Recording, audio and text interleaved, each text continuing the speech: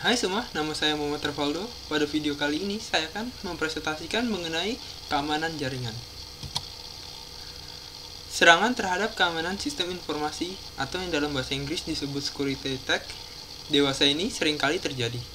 Kejahatan komputer atau yang dalam bahasa Inggris disebut cybercrime pada dunia maya seringkali dilakukan oleh sekelompok orang yang ingin menembus suatu keamanan sebuah sistem. Aktivitas ini bertujuan untuk mencari, mendapatkan, mengubah, dan bahkan menghapus informasi yang ada pada sistem tersebut jika memang benar-benar dibutuhkan. Ada beberapa kemungkinan tipe dari serangan yang dilakukan oleh penyerang, yaitu 1. Interception, yaitu pihak yang tidak mempunyai wewenang telah berhasil mendapatkan hak akses informasi. 2. Interruption, yaitu penyerang telah dapat menguasai sistem tapi tidak keseluruhan. 3. Fabrication, yaitu penyerang telah menyisipkan objek palsu ke dalam sistem target. Dan terakhir, keempat, modification, yaitu penyerang telah merusak sistem dan telah mengubah secara keseluruhan. Menurut David Eickhoff, dilihat dari lubang keamanan yang ada pada suatu sistem, keamanan dapat dispesifikasikan menjadi 4 macam, yaitu 1. Keamanan fisik atau physical security, keamanan data dan media, keamanan dari pihak luar, dan terakhir keamanan dalam operasi. Keamanan fisik atau physical security, suatu keamanan yang meliputi seluruh sistem beserta peralatan peripheral dan media yang digunakan. Biasanya seorang penyerang akan melakukan wiretapping atau proses pengawasan dan penyadapan untuk mendapatkan password agar bisa melihat hak akses. Dan jika gagal, maka DOS atau denial of service akan menjadi pilihan sehingga semua service yang digunakan oleh komputer tidak dapat bekerja. Sedangkan cara kerja DOS biasanya mematikan servis apa saja yang sedang aktif atau membanjiri jaringan tersebut dengan pesan-pesan yang sangat banyak jumlahnya. Secara sederhana, DOS memanfaatkan celah lubang keamanan pada protokol TCP/IP yang dikenal sebagai SYN flood, yaitu sistem target yang dituju akan dibanjiri oleh permintaan yang sangat banyak jumlahnya, atau dalam bahasa Inggris flooding, sehingga akses menjadi sangat sibuk. Keamanan data dan media. Pada keamanan ini, penyerang akan memanfaatkan kelemahan yang ada pada software yang digunakan untuk mengelola data. Biasanya penyerang akan menyisipkan virus pada komputer target melalui attachment pada email. Cara lainnya adalah dengan memasukkan backdoor atau Trojan horse pada sistem target. Tujuannya untuk mendapatkan dan mengumpulkan informasi berupa password administrator. Password tersebut nantinya digunakan untuk masuk pada akun administrator. Keamanan dari pihak luar. Memanfaatkan faktor kelemahan atau kecerobohan dari orang yang berpengaruh atau memiliki hak akses merupakan salah satu tindakan yang diambil oleh seorang hacker ataupun cracker untuk dapat masuk pada sistem yang menjadi targetnya. Hal ini bisa disebut social engineering. Social engineering merupakan tingkatan tinggi dalam dunia hacking maupun cracking. Biasanya orang yang melakukan social engineering akan menyamar sebagai orang yang memakai sistem dan lupa password, sehingga akan meminta kepada orang yang memiliki hak akses pada sistem untuk mengubah atau mengganti password yang akan digunakan untuk memasuki sistem. Keamanan dalam operasi merupakan salah satu prosedur untuk mengatur segala sesuatu yang berhubungan dengan sistem keamanan pasca serangan. Dengan demikian, sistem tersebut dapat berjalan dengan baik atau menjadi normal kembali. Biasanya para penyerang akan menghapus seluruh log-log yang tertinggal pada sistem target atau dalam bahasa Inggrisnya log cleaning setelah melakukan serangan. Firewall atau tembok api adalah sebuah sistem atau perangkat yang mengizinkan lalu lintas jaringan yang dianggap aman untuk melaluinya dan mencegah lalu lintas jaringan yang tidak aman. Umumnya, tembok api diterapkan pada sebuah mesin terdedikasi yang berjalan pada pintu gerbang atau gateway antara jaringan lokal dan jaringan lainnya. Tembok api umumnya juga dapat digunakan untuk mengontrol akses terhadap siapa saja yang memiliki akses terhadap jaringan pribadi dari pihak luar maupun pencuri data lainnya. Di samping itu, firewall merupakan suatu cara atau sistem atau mekanisme yang diterapkan baik terhadap hardware, software, ataupun sistem itu sendiri dengan tujuan untuk melindungi baik dengan menyaring, membatasi, atau bahkan menolak suatu atau semua hubungan atau kegiatan suatu segmen pada jaringan pribadi dengan jaringan luar yang bukan merupakan ruang lingkupnya. Firewall merupakan suatu cara atau mekanisme yang diterapkan baik terhadap hardware, software, maupun sistem itu sendiri dengan tujuan untuk melindungi baik dengan menyaring, membatasi, atau menolak suatu hubungan kegiatan suatu segmen pada jaringan pribadi atau jaringan luar yang bukan merupakan ruang lingkupnya. Pengguna firewall secara umum diperuntukkan untuk melayani satu komputer setiap individu yang terhubung langsung ke jaringan luar atau internet dan menginginkan semua yang terdapat pada komputernya terlindungi.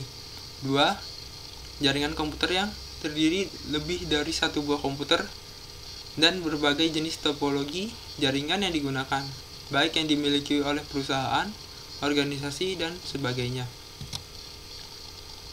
Firewall adalah sebuah pembatas antara suatu jaringan lokal dengan jaringan lainnya yang sifatnya publik, sehingga setiap data yang masuk dapat diidentifikasi untuk dilakukan penyaringan sehingga aliran data dapat dikendalikan untuk mencegah bahaya atau ancaman yang datang dari jaringan publik seperti ilustrasi berikut.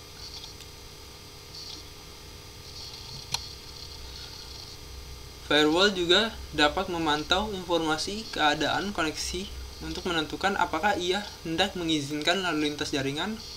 Umumnya, hal ini dilakukan dengan memelihara sebuah tabel keadaan koneksi, atau dalam istilah umum firewall, state table, yang memantau keadaan semua komunikasi yang melewati firewall. Secara umum, fungsi firewall adalah 1. Mengatur dan mengontrol lalu lintas, 2. Melakukan autentifikasi terhadap akses, 3. Melindungi sumber daya dalam jaringan private, 4. Mencatat semua kejadian dan melaporkan kepada administrator. Jenis firewall dapat dikelompokkan menjadi 4, yakni 1. Personal firewall didesain untuk melindungi sebuah komputer yang terhubung ke jaringan dari akses yang tidak dihendaki. Firewall jenis ini akhir-akhir ini berevolusi menjadi sebuah kumpulan program yang bertujuan untuk mengamankan komputer secara total. 2. Network firewall didesain untuk melindungi jaringan secara keseluruhan dari berbagai serangan. Umumnya dijumpai dalam dua bentuk, yakni sebuah perangkat terdedikasi atau sebuah perangkat lunak yang diinstalasikan dalam sebuah server. 3. IP filtering firewall. Sebuah IP filtering firewall bekerja pada level paket. Dan yang terakhir, proxy server. Cara kerja proxy server terlihat saat user terhubung dengan proxy server dengan perangkat lunak lain. Proxy server akan menduplikasi komunikasi tersebut. Langkah-langkah membangun firewall. 1. Mengidentifikasi bentuk jaringan yang dimiliki. Mengetahui bentuk jaringan yang dimiliki, khususnya topologi yang digunakan, serta protokol jaringan akan memudahkan dalam mendesain sebuah firewall. 2. Menentukan policy atau kebijakan dengan mengidentifikasi. 1. Menentukan apa saja yang perlu dilayani. 2. Menentukan individu atau kelompok-kelompok yang akan dikenakan polisi atau kebijakan tersebut. 3. Menentukan layanan-layanan yang dibutuhkan oleh tiap-tiap individu atau kelompok yang menggunakan jaringan. 4. Berdasarkan setiap layanan yang digunakan oleh individu atau kelompok tersebut, akan ditentukan bagaimana konfigurasi terbaik yang akan membuatnya semakin aman. Dan yang terakhir, menerapkan semua policy atau kebijakan tersebut. Langkah-langkah yang ketiga adalah menyiapkan software atau hardware yang akan digunakan, baik itu operating system yang mendukung atau software khusus mendukung firewall seperti IP chains atau IP tables pada Linux dan sebagainya, serta konfigurasi hardware yang akan mendukung firewall tersebut. 4. Melakukan tes konfigurasi. Pengujian terhadap firewall yang telah selesai dibangun haruslah dilakukan, terutama untuk mengetahui hasil yang akan kita dapatkan. Cara untuk menggunakan tools yang biasa digunakan untuk mengaudit seperti Nmap. Arsitektur firewall.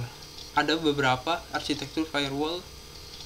Pada artikel ini hanya akan dijelaskan beberapa di antaranya, yaitu 1. Dual home host arsitektur, 2. Screen host arsitektur, dan yang terakhir ketiga screen subnet arsitektur. 1. Arsitektur dual home host. Arsitektur dual home host dibuat di sekitar komputer dual home host, menggunakan sebuah komputer dengan paling sedikit 2 network interface. Interface pertama dihubungkan dengan jaringan internal dan yang lainnya dengan internet. Dual home hostnya sendiri berfungsi sebagai bastion host atau front terdepan, bagian terpenting dalam firewall. Fungsi routing pada host ini dinonaktifkan. Sistem di dalam firewall dapat berkomunikasi dengan dual home host, dan sistem di luar firewall dapat berkomunikasi dengan dual home host. Tapi kedua sistem ini tidak dapat berkomunikasi secara langsung. 2. Arsitektur screen host.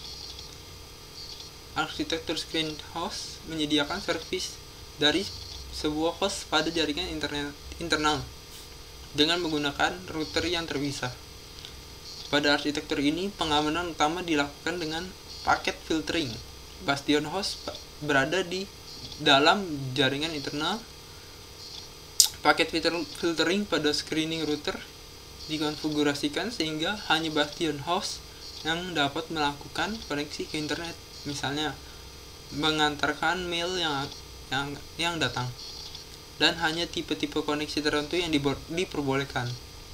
Tapi setiap eksternal yang mencoba untuk mengakses sistem internal harus berhubungan dengan host ini terlebih dahulu. Bastion host diperlukan untuk tingkat keamanan yang tinggi. Yang ketiga, arsitektur screen subnet. Arsitektur screen subnet menambahkan sebuah layer pengaman tambahan pada arsitektur screen host, yaitu dengan menambahkan sebuah jaringan perimeter yang lebih mengisolasi jaringan internal dari jaringan internet.